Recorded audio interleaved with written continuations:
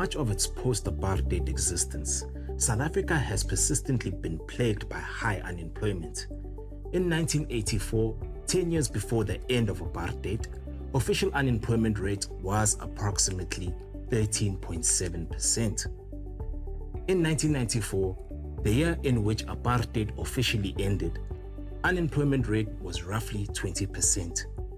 Today, it sits at 31.9%. The brunt of this joblessness is felt by the youth. Our country is literally a jobs desert for millions of its citizens. The government has not found an employment oasis for purely three reasons. Firstly, the economy has, on average, grown at around 1% for the last 16 years. Our economy is not just stagnant, it is anorexic. Hence, it is struggling to create new jobs. Secondly, our country has a low savings rate, which depresses our fixed investment levels. South Africa's gross savings rate is around 13 to 14% of the GDP annually. In comparison, emerging market economies like China, India, Thailand, and many developed economies save much higher shares of GDP, often hitting levels above 20% to 30% of the GDP annually. Thirdly, South Africa is experiencing low economic growth because businesses are cautious about investing in a country plagued by a multitude of investment bottlenecks, ranging from aging infrastructure, skills shortage, to regulatory inefficiency and bureaucratic incompetence. This investor anxiety is reflected in the country's low fixed investment, which ideally should be around 30% of the GDP annually. However, fixed investment has for many years hovered around 15% of the GDP annually, essentially half of where it should be. Due to the fact that our fixed investment is very low, our economic growth is slow. Fixed investment is expenditure by business owners in fixed assets such as new machinery, equipment, buildings, and factories, which is necessary to boost production. Typically, this type of investment leads to increased demand for labor. Governments also invest in fixed assets. Governments invest in building infrastructure like roads, dams, power stations, railways, and ports. This investment supports efficient production and transportation of goods from farms, mines, and factories to local and global markets. The National Treasury estimates that South Africa's GDP is currently around 8.2 trillion rand. So, if our ideal fixed investment rate is 30% of the GDP, this means that, as a country, we need to invest 2.5 trillion rand in fixed assets this year to have any hope of pushing economic growth to around 5%. But if we invest half of what is required, which is roughly 1.2 trillion rand, our economy will remain stagnant and retarded. Unfortunately, South Africa's fixed investment is not showing any signs that it will ever reach the aspirational target of 30% to the GDP. Hence, our economy is stuck in the doldrums. In 2024, the economy expanded at a pedestrian 0.5%. Last year, it strolled at 1.4%, and government expects it to continue its leisurely walk in the next 2 years, whereby it is projected to grow at a slow 1.6% in 2026 and 1.8% in 2027. These projected growth rates are below the aspirational annual growth rate of 3% over the next 3 years that South African businesses are hoping for. The current projected growth rates are also a far cry from the annual growth rate target that was envisioned in the National Development Plan. When the NDP was launched in 2009, it contained a growth target of 5.4% on a yearly basis from 2011 until 2030. At the time when the NDP was conceived, the 5.4 growth target was considered necessary in order to create roughly 11 million new jobs between 2011 and 2030.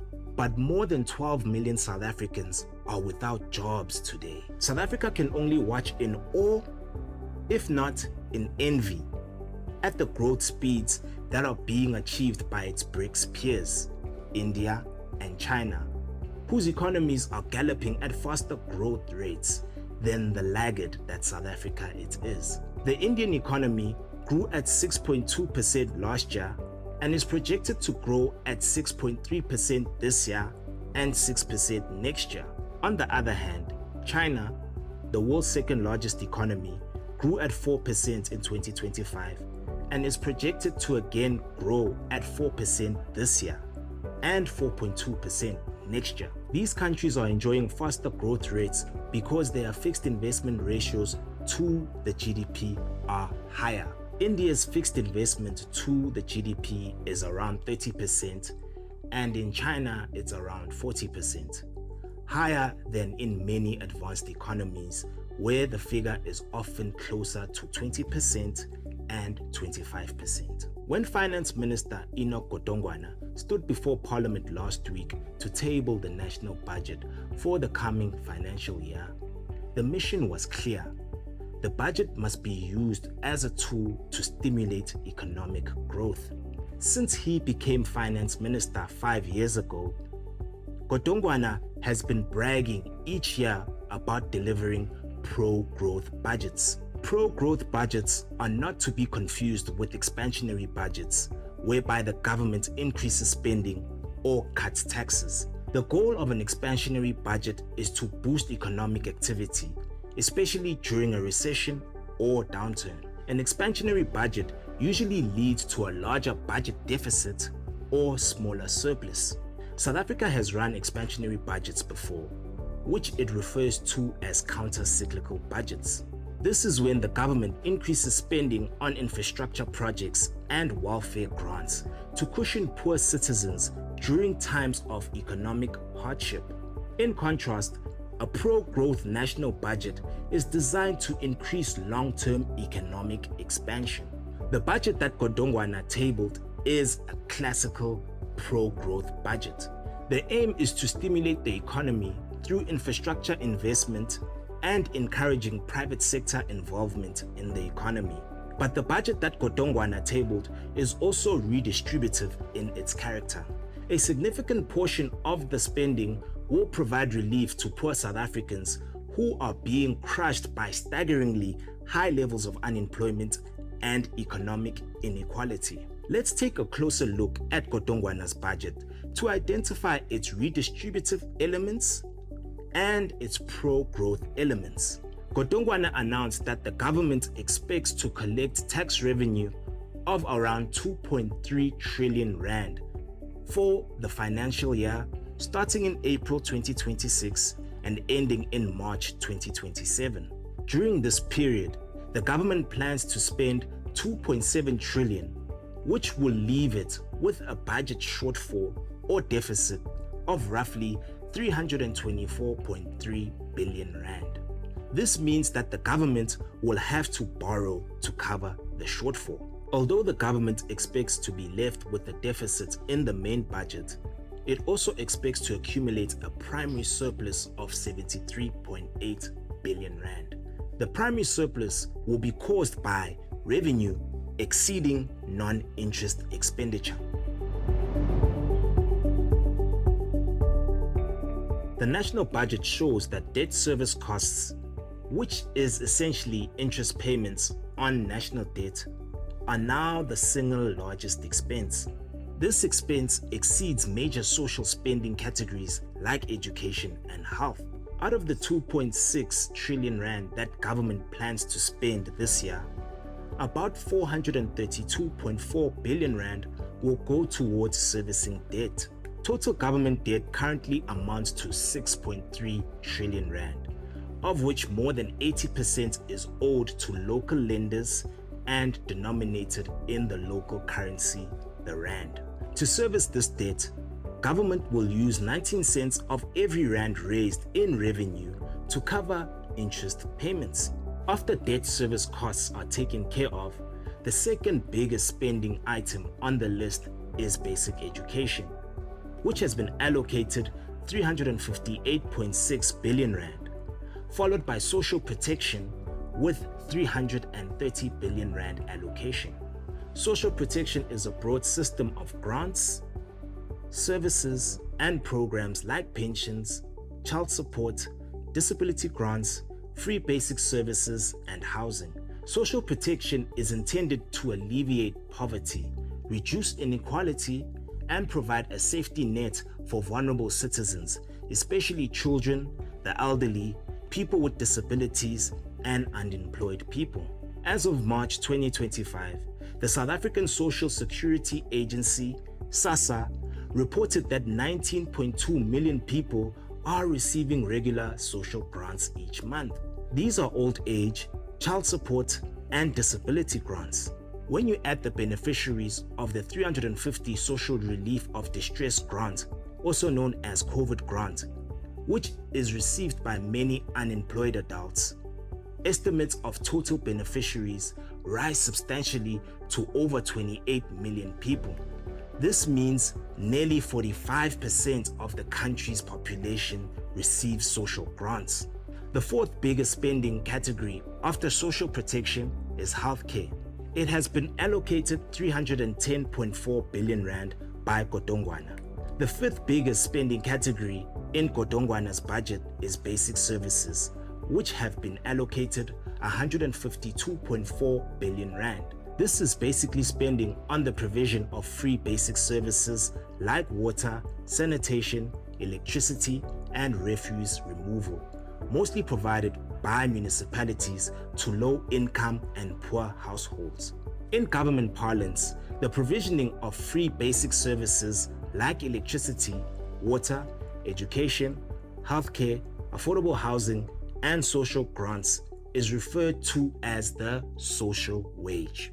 The National Treasury documents tabled by Godongwana before Parliament show that about 60 cents of every rand of consolidated non-interest expenditure will go towards the social wage. The fact that 60% of non-interest expenditure will be set aside for social wage proves beyond any shadow of doubt that the budget is redistributive in favor of poor South Africans. As I indicated earlier, this budget is both redistributive and pro-growth. Godongwana announced that government will spend 1.1 trillion on infrastructure development over the next 3 years to stimulate economic growth. Approximately 417.6 billion of this money will be allocated to upgrade transport and logistics. 213.6 billion will go towards improving energy generation, and 185.2 billion rand will be set aside to upgrade water and sanitation infrastructure. The deployment of this money is intended to remove infrastructure bottlenecks and position South Africa as an attractive investment destination for both domestic and international investors. Godongwana has pledged that government will continue to implement economic reforms to make it easier for private sector contractors to invest alongside government in roads, rail, energy, ports, and water projects. These reforms will improve the efficiency of infrastructure financing and help build a solid pipeline of fundable projects. Godongwana told parliamentarians that in logistics, we are dismantling bottlenecks in rail and ports that have throttled exports and raised the cost of doing business. Our intention is to bolster public-private investment in rail operations while retaining state ownership of rail infrastructure. Godongwana revealed that 63 major infrastructure projects are currently at different stages of development. Among the most advanced is the upgrading of 6 border posts and key inland border posts, which are expected to reach financial closure later this year. Similarly, the process of procuring a new vendor for the Gautrain Rapid Rail Link system is at an advanced stage. For many years, South Africa's aging and poorly maintained infrastructure has been holding back economic growth. The planned infrastructure investment is seen as a key that will remove the shackles that hold back our economy. The spending in infrastructure and the announced measures to encourage South Africans to save could boost fixed investment. Godongwana is well aware that the poor culture of saving in South Africa is an investment bottleneck. He told parliamentarians, "Our national savings and investment rate is far below the levels needed to truly create generational wealth and support local investment in the economy." To encourage South Africans to save, Godongwana made two key proposals. The first proposal will see the tax-free annual investment limit increased from 36,000 Rand to 46,000 Rand per year. The second proposal will see the limit to retirement fund deductions raised from 350,000 Rand to 430,000 Rand, allowing individuals to invest more each year on a tax-free basis. But the removal of infrastructure bottlenecks is vital for the future of the South African economy. Upgrading infrastructure will over time support new industries by making them more productive and competitive, thereby boosting the chances of creating long-term employment. But will Godongwana's pro-growth budget fire up the economy, or will the economy continue to misfire as it has done in the last 16 years?